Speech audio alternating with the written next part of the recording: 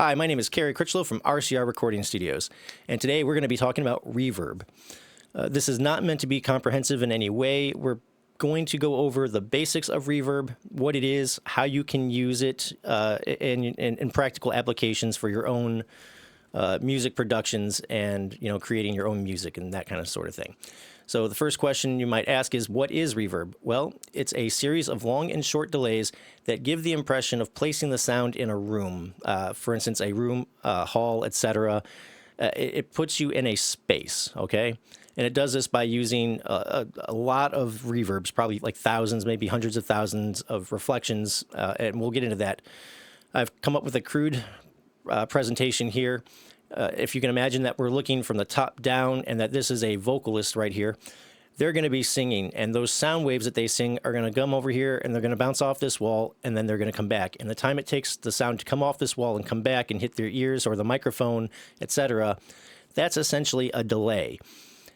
And what's happening is that you have thousands of these delays because it's not just going over here and hitting this wall, it's actually hitting this section of the wall and then bouncing to here and then bouncing to here. And then they're going to be bouncing over here, and they're hitting all of these places. And so you have a lot of delays, short and long, that are kind of coming back. They're interfering with each other, and they're giving a sense of space, placing the person or the sound source in a some sort of a space, whether that's a room, a hall, or otherwise, right? And so that's essentially what's happening. And some of the delays are going to take a little bit longer. Some of them are going to be shorter. Some of them are going to interfere with one another and create this kind of chaotic sense. But we use that to place people in a room, right? And so we'll get right into it. I've already come up with a little bit of a demonstration here, but for right now, we're just going to look at the piano. And it's doing a simple little line here.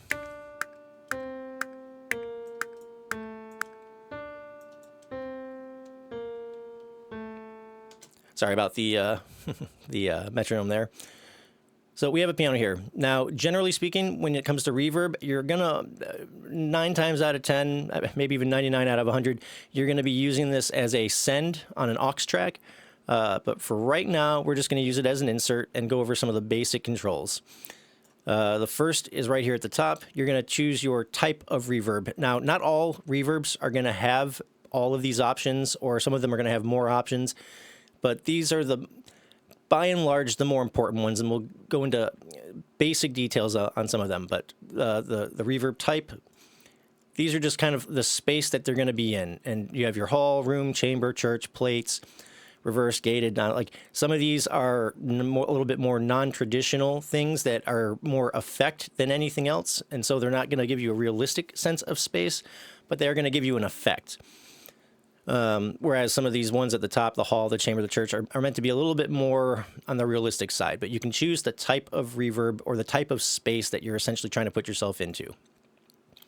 The second thing we're going to look at is called pre-delay. And pre-delay is the amount of time it takes for the reverb to start happening, right? So the higher the pre-delay, the longer it takes before the reverb actually kicks in.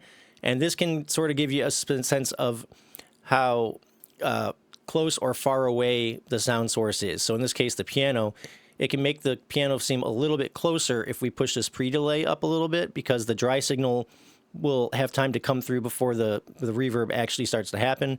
And the lower this pre-delay, the further away the piano is going to sound in the room itself. And so that might have the kind of characteristic of maybe pushing the piano closer to the wall or the listener, or moving them further away from the wall. And so it gives a sense of space of where you are in the room. And we'll go over that in just a moment. First of all, here's the piano again, just dry, no reverb. And then we're going to turn the reverb on, and it's at 100%. So all you're hearing is the reverb itself. You're not hearing any of the dry signal at all. And this is what it would sound like.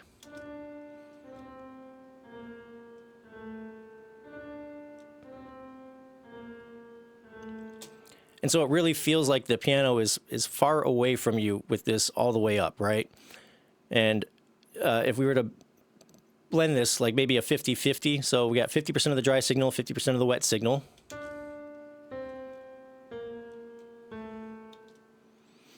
And then off. So it's putting you in a sense, it gives you a sense of space, right? That it's in a room of some sort, or a hall in this case. And if we push this pre-delay up, the further up you go, it might start to seem a little echoey, sort of like a delay.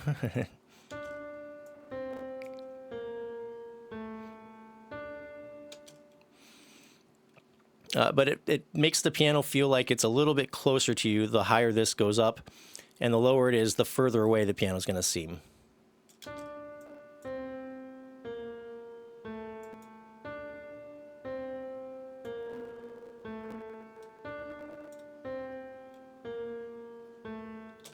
Okay, and so that's what pre-delay is doing. It's just giving time for the dry signal to hit before the reverb starts kicking in.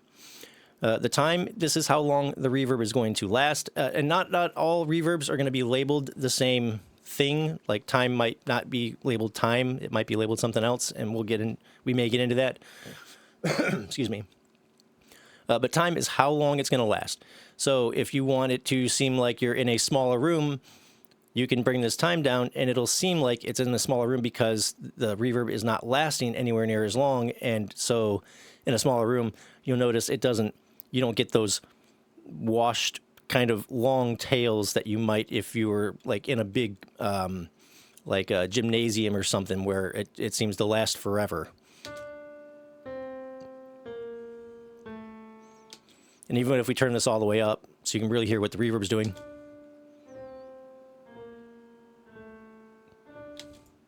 We'll turn this down as well so that we're getting less echo. So it sounds like it seems like you're in a smaller room because the time for the reverb is way less. And if we turn it up, it's going to seem like we're in a bigger room because it's lasting a lot longer.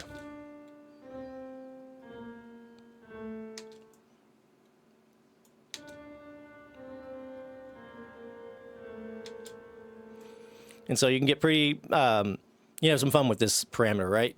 You can make it seem big and lush, or you can make it sound small. And it really just depends on what kind of space you want the instrument to be in, right? Size also has to deal with the size of the room you're in. And so you can use these two controls in conjunction with one another. But if you turn down the size here, it's going to, again, seem like a slightly smaller room, but you also, if you leave this time too loud, even with this smaller room, you can have this all the way down to, its lowest parameter. And if you have a long time, it's still going to sound like a big room because the reverb's lasting so long. And so these are going to have to work in conjunction if you really want to get the size to shrink.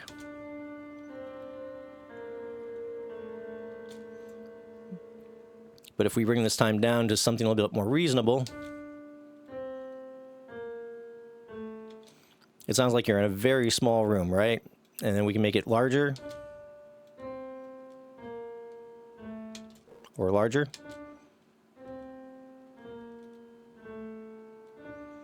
Right? And so you're going to sort of see how these two these two parameters sort of work in conjunction with one another to determine the size of the room you're in, all right? And that's the length of how long the reverb is going to last and kind of the dimensional size of the room itself. Now, diffusion and decay, these deal with how quickly the tail of the reverb goes away. So if we kind of max these out, so to speak, even if you have a long reverb, it'll feel a lot shorter than it maybe should, right? So it sort of just ends, right? Maybe a better way to do it would be to bring up just the... right, if we have this decay all the way up, that reverb seems to go on forever. If we bring it all the way down as low as it can go, it's gone almost instantly, right? And so you can use this to sort of play with how the reverb fades out, essentially, or how the sound decays over time. Right. But if you leave it regular linear or whatever, then it's just going to feel pretty natural, right? Then you have early reflections. The early reflections, if we go back to our diagram here, these are going to be the sounds that hit the nearest walls or whatever, the ceiling, the floor, whatever the dimensions of the room are. Early reflections are going to be the earliest delays that come back to you, right? So they're going to be in this kind of general area here, bounce off this wall and come back. And so those are what the early reflections are going to find, and they're giving you kind of a sense of dimension as well, depending on how much you have them turned up or turned down. And again, this is going to also kind of play in with this room size as well and the time. So this kind of also affects that. But if we turn the reverb all the way off, which is that long tail,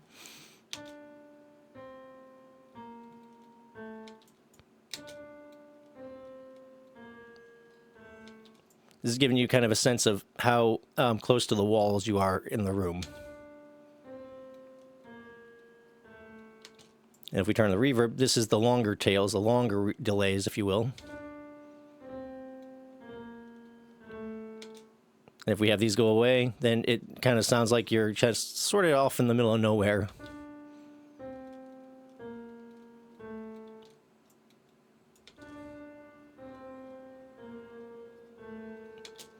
And so you can use the early reflections to sort of give you a sense of, you know, how close you are to the walls in a lot of regards.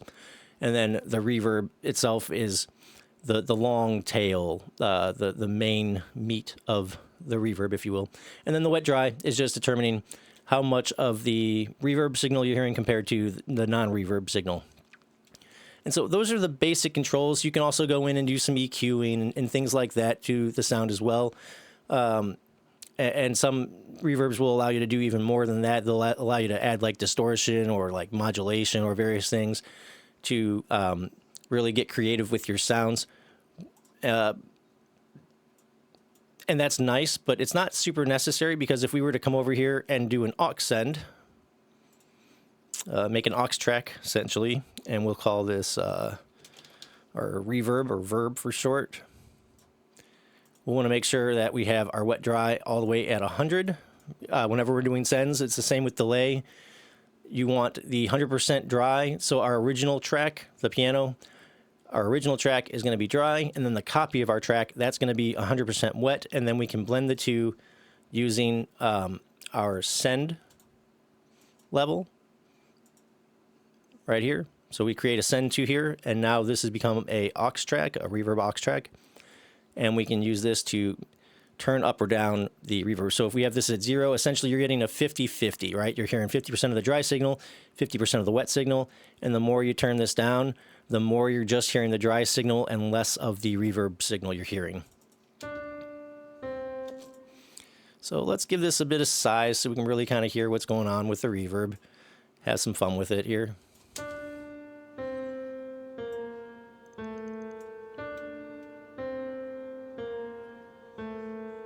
Without it,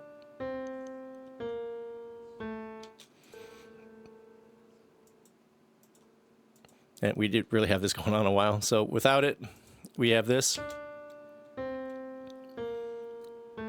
With it,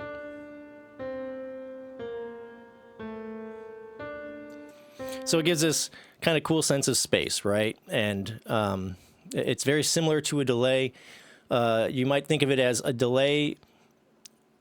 It can sort of give you a sense of a space to a degree, because if you go to the Grand Canyon, for instance, and shout out and you hear, it takes a while for that echo to come back to you. That's giving you a sense of space because there's a huge canyon in front of you, right? So you get the sense that you're in this big canyon. Well, reverb is essentially that, but with a lot more of it going on. And so you can give yourself a sense of like more space, but reverb tends to push the sound source back away from the speakers, if you will. It seems to push everything backwards a little bit, whereas delay kind of keeps it up front. So if you're looking for a sense of space without pushing the sound back, delay is probably your go-to. If you're looking to have things feel like they're further away, reverb is probably the tool you want to use, because it's giving you that sense of space, that sense of depth that delay does not give you. So That's really where the big differences between the two of them lay, along with some like rhythmic things as well. But you can also dial in your reverbs to be a little rhythmic as well if you so desired. So that's the basic gist of reverb, right? You're just putting something in a space, and you can also send, for instance, some drums to your reverb channel as well. So we'll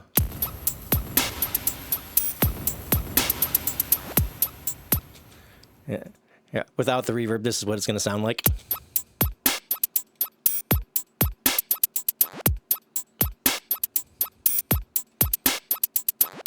Okay, and then with some reverb, all of a sudden now you're in this huge space that we've created with our reverb. And so with drums, maybe you want that Grand Canyon kind of sound, or you can maybe dial it in so that it's a little bit more moderate sounding.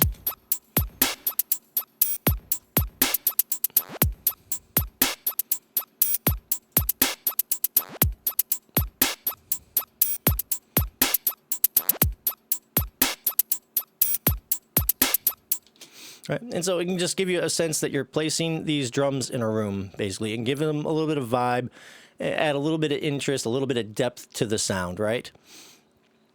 And so you can use reverb on just about anything that you could possibly want to use it on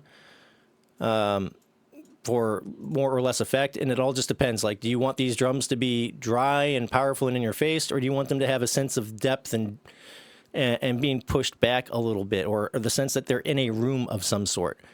Same thing with the piano, same thing with this little thing here, this pluck I got going on. Now, I think that this pluck already had a bit of reverb. Yeah, it's already got a little bit of reverb applied to it just in our synthesizer here. And we're going to get into synthesizers and sound design down the line, but understanding EQ, compression, reverb, delay, and some of these other effects that we're going to get into, like modulation, distortion, and all these kind of things, they're going to make synthesizers make a lot more sense once you understand some of these basic functionalities, which is why I'm kind of covering all of these things in the first place, is so that when we get into sound design and synthesis and things like that, this will all make sense to you, and because synthesis has a lot to do with these kind of effects and how you use them to create the types of sound you're going for. So even though this already has a little bit of reverb built into the sound, we can always add more if we so desire, right? We can always give it some more juice, make it sound huge.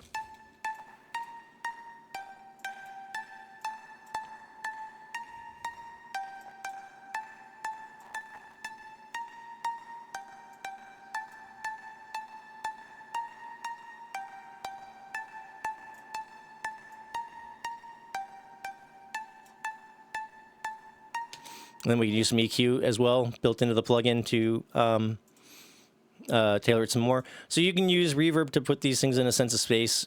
You can add reverb on top of reverb if that's kind of the effect you want to go for.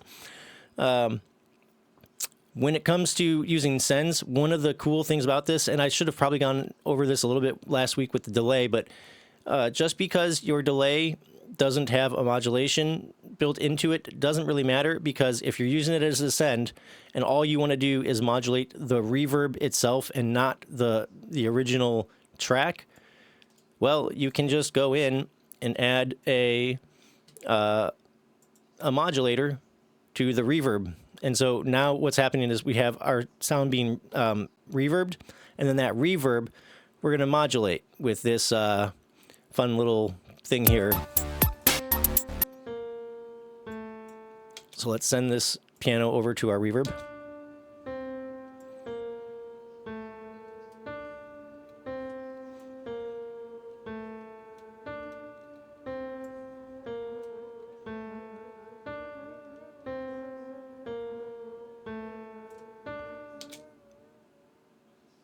And so you can hear the reverb itself being kind of modulated and wonky, and the piano itself is going to stay dry and not be affected at all by it, right?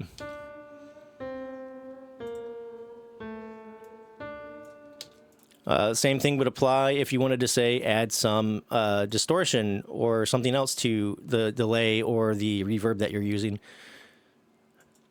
So if we wanted to add some grit to the reverb.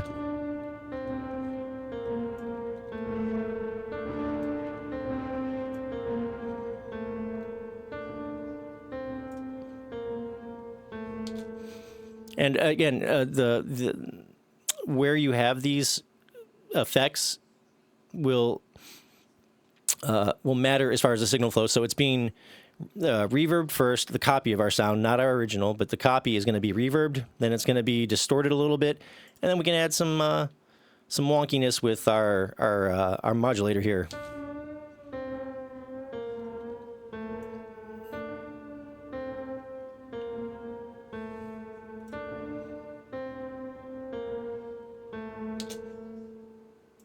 Yeah, and we can make it longer or shorter. We can play with all of these different parameters to really give it a sense of whatever it is that we're looking to give it, right? And so you can sort of start to see how all of this kind of comes together, and how you can use reverb and your send delay tracks to add some interest and some vibe and some color to your tracks, depending on what you're going for, whether that's delay or reverb, and how you would want to process those things after the fact, whether you want to use some distortion, some modulation, even some EQ. So if we want to use an EQ, we can come over here and we can maybe do thin it out a little bit with our low and high pass, and give it a little bit just more of a thin sound. So here, just with just regular reverb.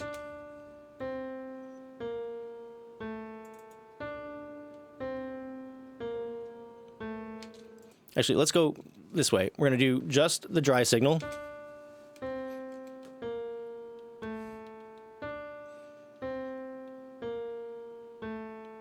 We're going to add some reverb to it.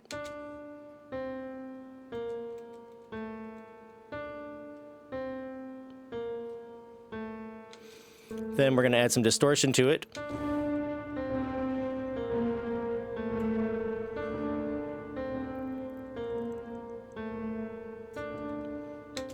Now we're going to add some modulation to it.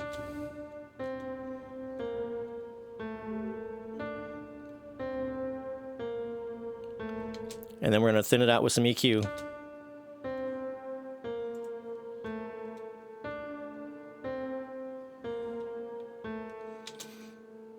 And so some of these effects will be built into the reverbs or delays or whatever effects you're using. Some of them are kind of like more all-in-one, where you can do all of this stuff from one menu. You'll have a distortion or a modulation or an EQ section or what have you, right? And then sometimes if you don't have that, you can always just use other plugins to sort of start putting to put those effects on as well. So you don't necessarily need a reverb that has everything built in. You can always just use other plugins, other effects to sort of get those desired results, right? And so here's the dry piano again with nothing, and then we'll turn on the piano with everything, and you can kind of see what's happening.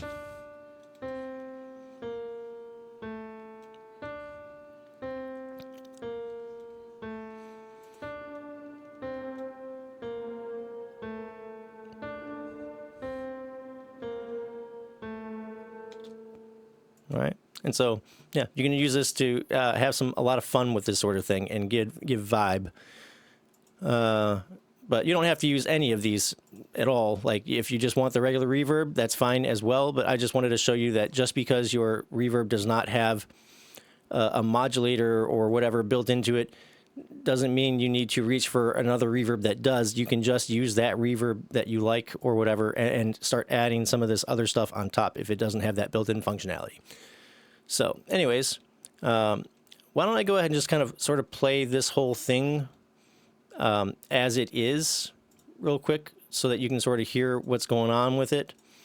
And then I can start perhaps throwing on some reverb and show you how this would sound with a little bit of that on it. So this is just a little bit of a loop that I came up with. Took me about 5 minutes. Yeah.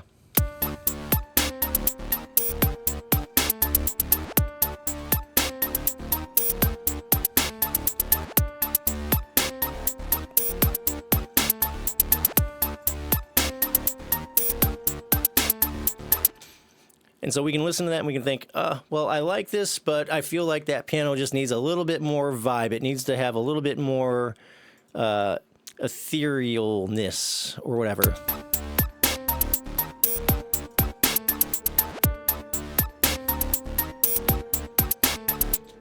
And maybe we can even go for a different type of tone here.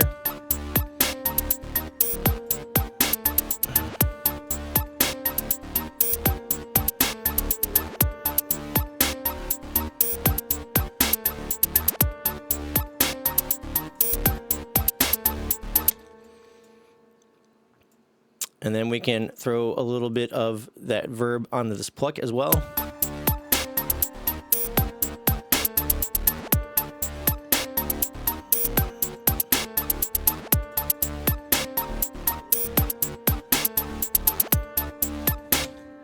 And here's without it.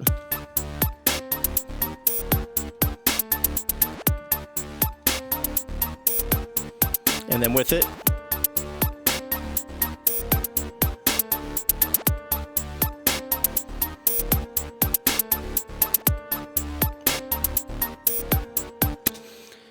And so you can kind of get a sense of like how this can be applied and how you can use it to sort of create a sense of space and just have some fun with it, right? And you know, maybe we want to kind of I kind of want to see what this would sound like up a step.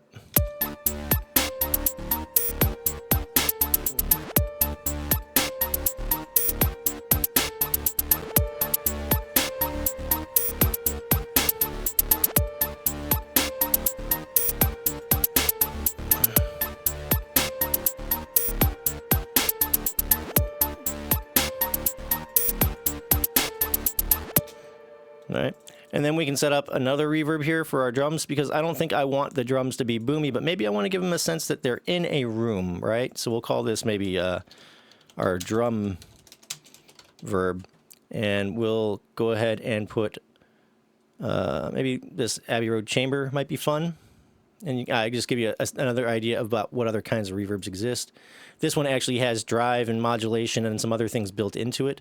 And it also gives a good visual representation of what's actually going on. So this is kind of how they used to do it back in the old days, was they would put, to create a reverb, they would put a speaker in a room. In this case, it's kind of a small little chamber, but sometimes they put them in stairwells or long hallways or what have you, whatever space they wanted to reproduce. They'd put a speaker in there. And then they'd put some mics or, you know, a mic or several mics or however they did it. And then they would play that speaker in that room, and then the sound would bounce off the walls, and then it would eventually get picked up by the microphones, and that became the reverb. And so you can sort of see that here's the speaker, here are some microphones, and this is how they would get those original reverb sounds, is by doing it this way. And so that's a pretty cool visual representation, I think, of how you can go about adding it. But here's our drums here.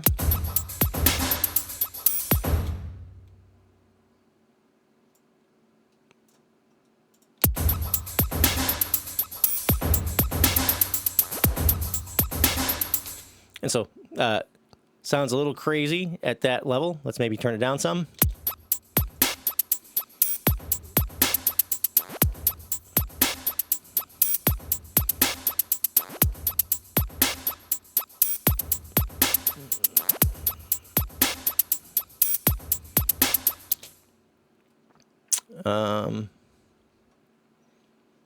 And then you can also choose like the mics, the type of room you're in, etc. With this particular plugin. It's kind of fun. Is this our pre-delay?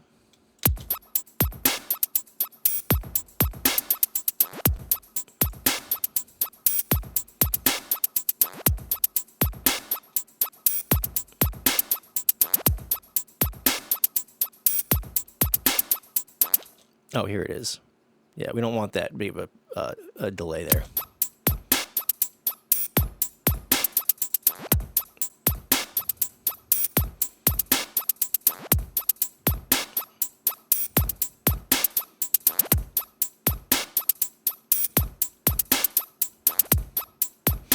Okay. And so now our drums have a sense of being in a kind of a small room as opposed to just regular.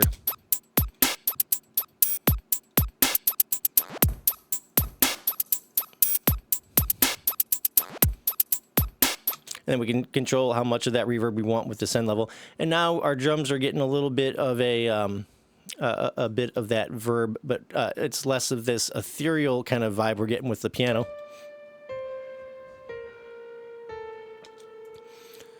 And it's more of this kind of up close and small.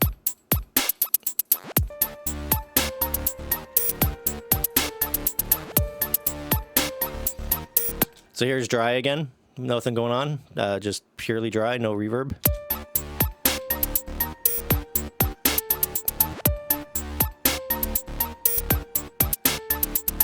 And then we're going to throw the reverb back on all those instruments.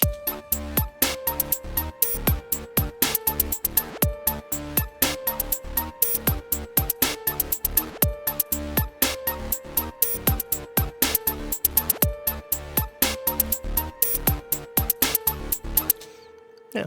And so you can see how reverb is given vibes, right? And you can put things in different spaces depending on the vibe you want to give it. Whether you want to put them in like, a huge gymnasium or, a small intimate room. The last thing we're going to look at is something called plates. And this is another, because it has a visual representation. So this is an Abbey Road plates. All the reverbs I've been using have been from Waves. So if you're curious about any of these, you can check out Waves. They're great stuff, but like you don't need these plugins in order to get great sounding reverbs. Just as long as you understand the controls, you can. A lot of like just stock plugins are going to give you these options. It's not what you have; it's how you use it. So, anyways, the visual representation here is this plate. So we have a speaker here, and then you have metal plates. So this is a plate reverb is not simulating a real space. It's actually just creating a kind of a wash. And the way they do this is they have this big box, and then they have two metal plates on either side of this box, and then they have a speaker at one end and then a microphone at the other. And the reverb is what that they're picking up is the speaker, the sound bouncing off these two metal plates, and they're usually pretty long. And then it gets picked up by a microphone, and you can kind of like widen or shorten the plates depending on how big or small you wanted this signal. But that's how they got these plate reverbs, and so they're kind of their own thing in a very real sense, and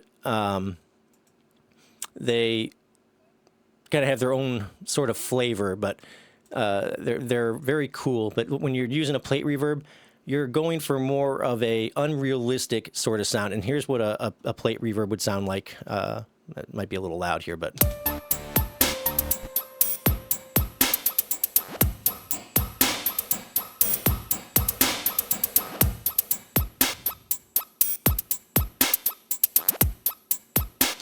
Right. And in this particular case, I think I would definitely be EQing this. It has a little bit of control here on the thing, but I want a bit more precise control.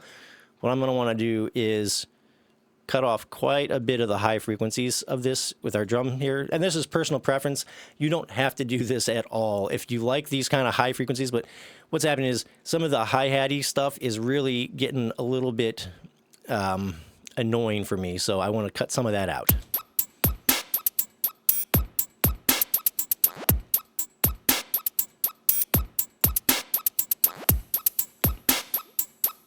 So without that the low pass filter on it, this is what it sounds like.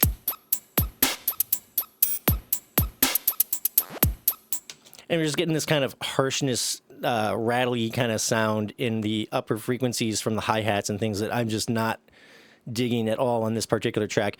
And so when I cut some of that out, this is what we get instead.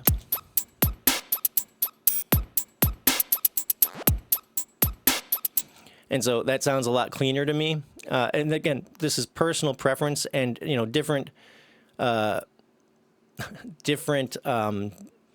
sounds, different vibes, different things will call for different. So like, there's not a one way. Like, this is not the answer to every reverb. You don't want to do this every single time you're working on a drum reverb or whatever.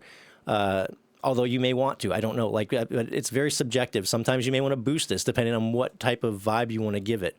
And so don't think of anything that I'm doing right now as hard, fast rules. You must do it this way. That's not the point of this. It's just in this particular, very specific instance, using this very specific reverb on these very specific drums, doing a very specific drum pattern. I am not digging this high frequency information, so I'm cutting it out. So don't read into this as a must do. This is just kind of a or guidelines on how to approach using reverb in your own productions. So if we go ahead and play this all again with our new plate reverb, here's what we got.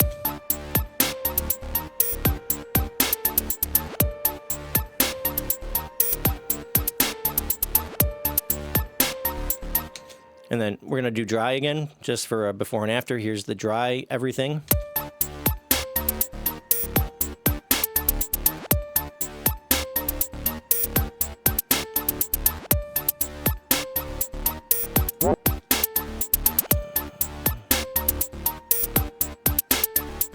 And then we'll put our effects back on, and here's what we got now.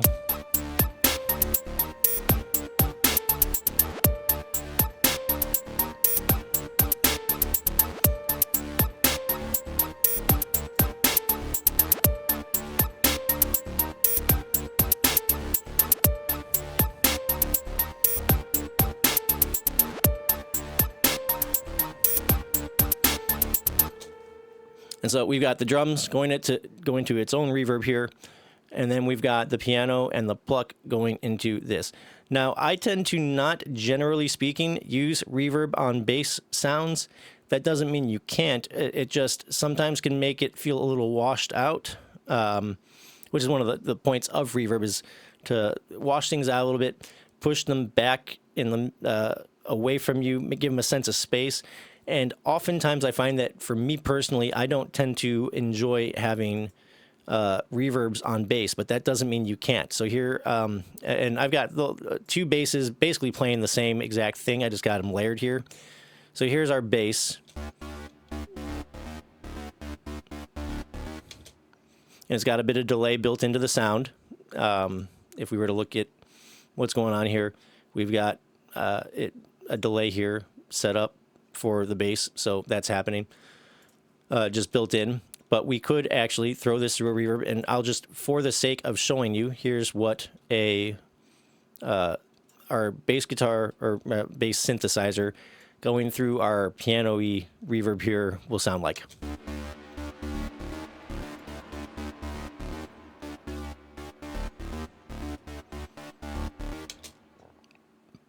And so, it's just giving a bit of depth to the bass now, putting it in a space instead of having it be right up in front of you and in your face. So if you like that kind of vibe, absolutely do that. I'm not trying to say never use reverb on basses. I'm just saying that for me personally, I've never been the biggest fan of it, although there's nothing wrong with it, and you can get some cool results if you do play around with reverb on your basses. Delay, reverb, these things are going to work on just about any instrument that you can possibly imagine. This bass, like I said, has some delay built into the sound, and so I guess we can show you what that would sound like just 100% dry here. So we'll turn off the verb that we're sending it to, and we're going to turn off this delay here as well. And here's just the dry bass with no delay, no reverb.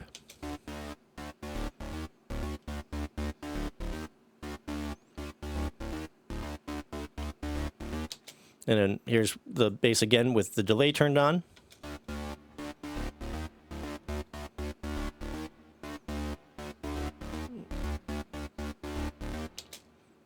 Right? And so that's adding a little bit of groove, a little bit of kind of some texture to the bass, which is cool. And then if you like this, feel free to put this verb. And here's what the reverb with the, on the bass sounds like.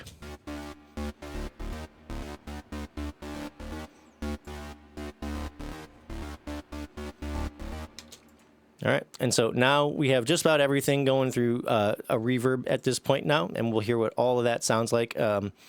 First, we'll do dry. So this is just everything dry, and then about halfway through this loop, I'm going to turn the reverb back on, and you can kind of hear the difference that it's adding.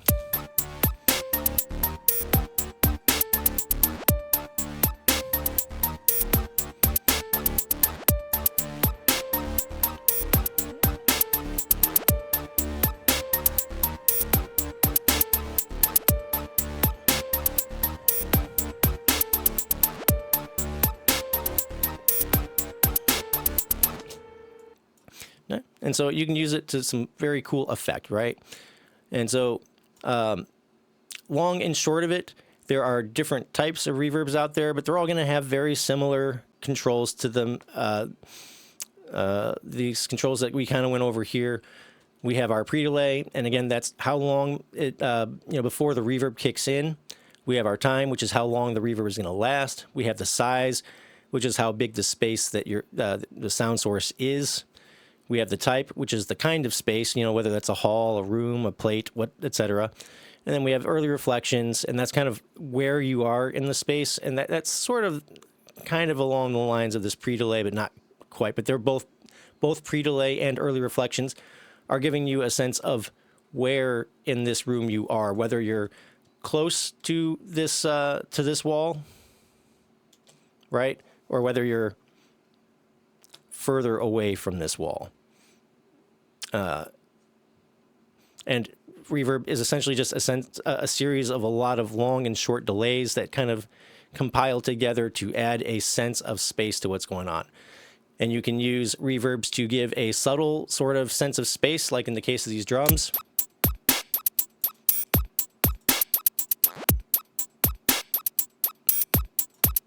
Oh, that's right, I have it muted.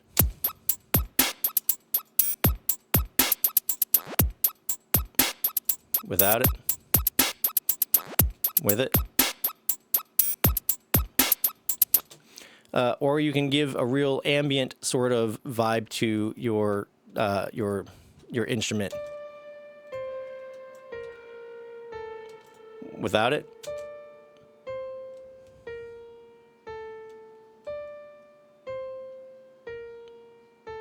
And then with it.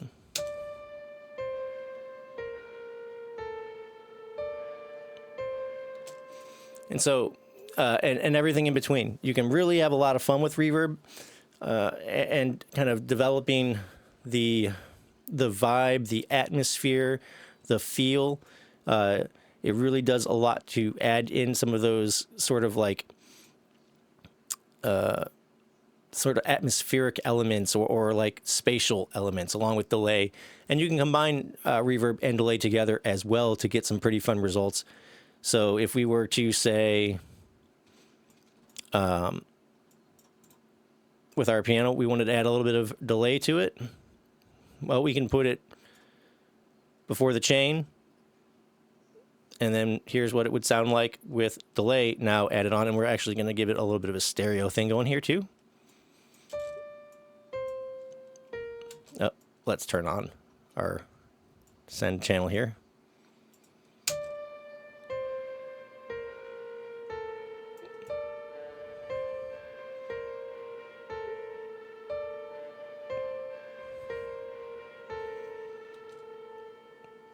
Right? And so you can have some fun with this and combining the different effects together to create some very cool textures and tones and things like that. And so anyways, I hope that going through reverb has given you a sense of what it is, how you can use it, how you can apply it. There's a lot of cool videos out there on very specific reverbs and how to use them or how to use them to get very specific results, but hopefully this has been a guide on how to get you started. Again, reverbs oftentimes with these presets will often have presets that you can use to get something as a starting place, right? So we can come over here and we can look at some of these various presets like Drake or Vocal Lake or Vocal Plate or whatever, if that's what you're kind of going for. Like you can have some fun with this, and then you can tweak to your own personal taste to get results. And now you should have a general understanding of the controls of the reverb, how to use it to get some of these effects, and how to